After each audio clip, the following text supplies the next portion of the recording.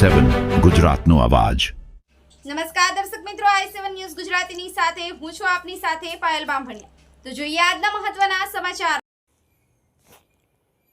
દાહોદ જિલ્લાના સંજેલી તાલુકાના 6 કરોડ 72 લાખના વિવિધ નવીન કામોનું ખાતમુહૂર્ત કરતા કૃષિ અને ખેડૂત કલ્યાણ સહકાર અને પશુપાલન રાજ્યમંત્રી શ્રી રમેશભાઈ કટારા।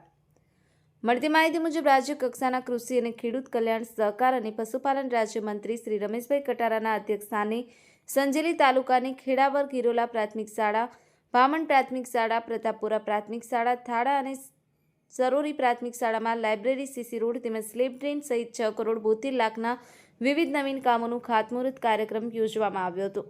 આ પ્રસંગે રાજ્યમંત્રી શ્રી રમેશભાઈ કટારાએ કહ્યું હતું કે તત્કાલીન મુખ્યમંત્રી શ્રી અને હાલના વડાપ્રધાન શ્રી નરેન્દ્રભાઈ મોદીએ ગુજરાતના વિકાસ માટે એક નવી દિશા આપી છે। વધુમાં મંત્રીશ્રીએ કહ્યું હતું કે કેન્દ્ર સરકાર અને રાજ્ય સરકારના સહિયારા પ્રયાસો તેમજ દેશના વડાપ્રધાન શ્રી અને ગુજરાતના મુખ્યમંત્રી શ્રીના નેતૃત્વ હેઠળ ડબલ એન્જિનની સરકારના માધ્યમ દ્વારા અનેકવિધ યોજનાઓ દ્વારા ગુજરાતે જે વણથંભી વિકાસ યાત્રા આરંભી છે તેનાથી ગુજરાત વધુને વધુ સમૃદ્ધ બનશે। દાહોદ જિલ્લામાં પણ ભવિષ્યની જરૂરિયાતોને ધ્યાને લઈ અને રાજ્ય સરકારે વિકાસ કામો શરૂ કર્યા છે।